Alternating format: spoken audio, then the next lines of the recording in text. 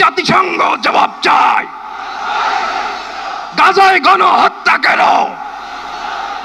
জাতিসংঘ জবাব চায়।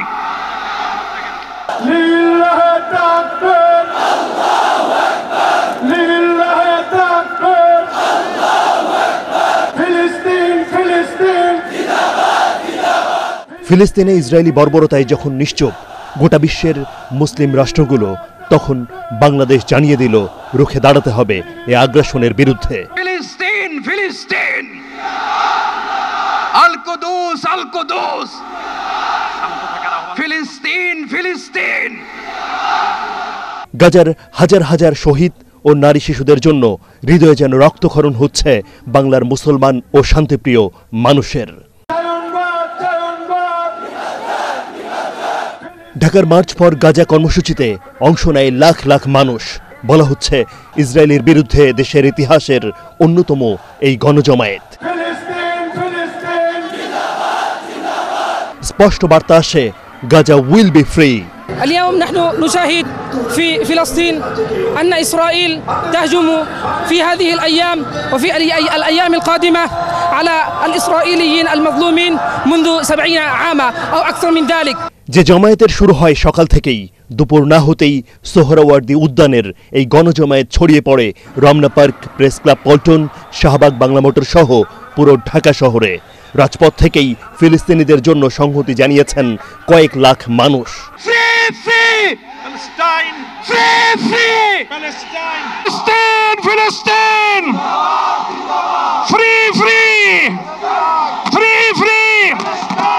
দুপুর হতেই একে একে ছুটে আসেন ইসলামিক আলোচক মিজানুর রহমান আজহারি, শেখ আহমদুল্লাহ, বিএনপির সালাউদ্দিন আহমদ, জামাতে ইসলামের মিয়া গোলাম পরওয়ার, এনসিপির হাসনাত আব্দুল্লাহ সহ দেশবরেণ্য ইসলামী চিন্তাবিদরা।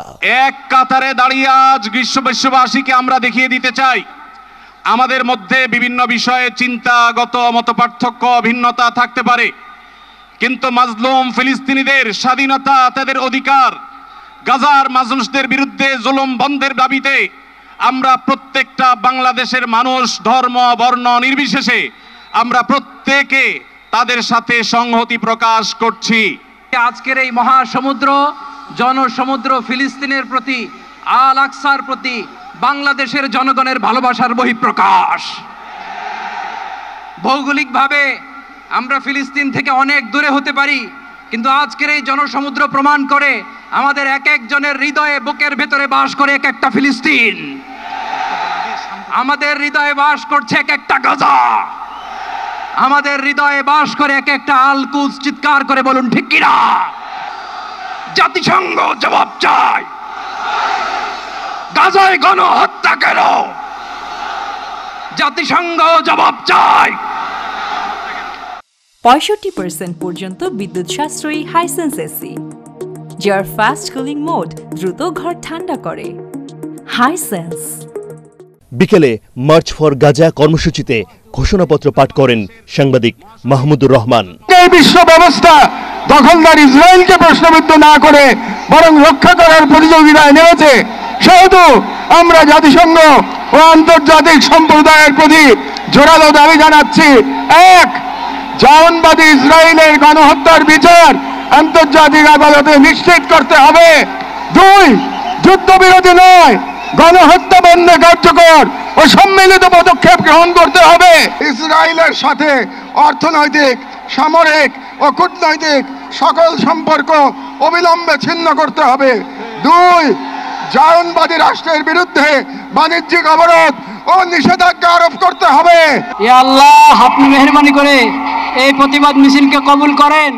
সবশেষে ফিলিস্তিনের নির্যাতিত নিপীড়িত মানুষের জন্য মহান সৃষ্টিকর্তার দরবারে ফরিয়াদ করেন সবাই। এই সোহরাওয়ার্দী উদ্যানের লাখ লাখ মানুষের জমায়েত থেকে স্পষ্ট করে বার্তা দিচ্ছে বাংলাদেশের ধর্মপ্রাণ মুসলমানরা, ইসরায়েলের যে বর্বরতা, নিষ্ঠুরতা, এসব আর সহ্য করা হবে না। গোটা বিশ্বের 57টি সংখ্যাগরিষ্ঠ মুসলিম দেশ সহ যারা মানবিক, যাদের মধ্যে শান্তিপ্রিয় মনোভাব রয়েছে, তারা আর কেউ সহ্য করবে না। দেশে কিংবা বিশ্বের বিভিন্ন স্থানে এমন জমায়েত হচ্ছে, আওয়াজ উঠছে, ইসরায়েলের বিরুদ্ধে ফিলিস্তিনিদের পক্ষে সবাই স্পষ্টভাবে বলছেন ইনশাআল্লাহ শান্তি আসবেই, ইসলামের বিজয় হবে এই জমায়েতে, এই আওয়াজে। আব্দিন সজীব, এটিএন বাংলা, সোহরাওয়ার্দী উদ্যান, ঢাকা।